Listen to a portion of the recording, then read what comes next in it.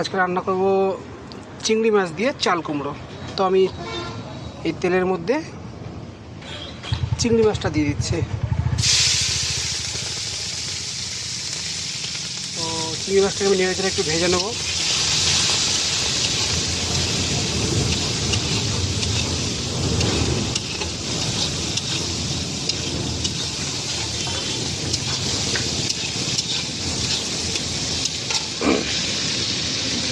তো এর মধ্যে আমি দিয়ে দেবো কালো জিরে কিছুটা,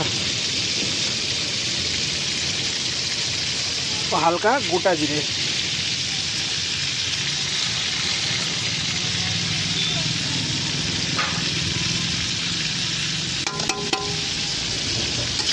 একটু নেড়ে নেব।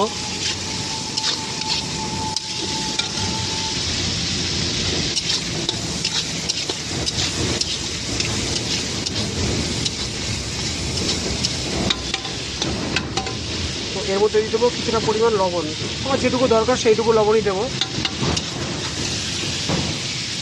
লবণ, হলুদ,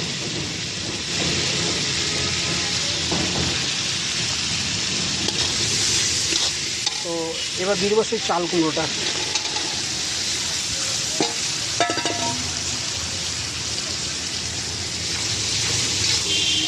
এখন একটু নেড়ে লো স্টিম করে দেবো।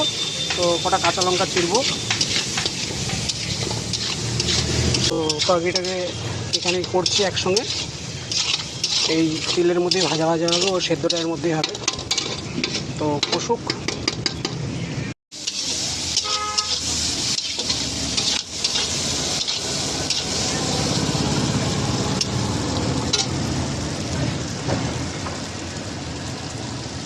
সামান্য পরিমাণে একটু চিনি দিয়ে দেবো।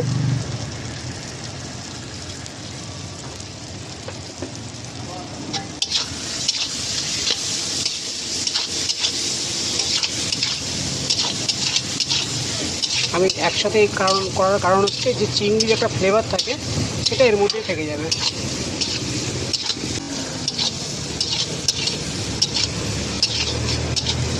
এবার এটাকে নামিয়ে নেব।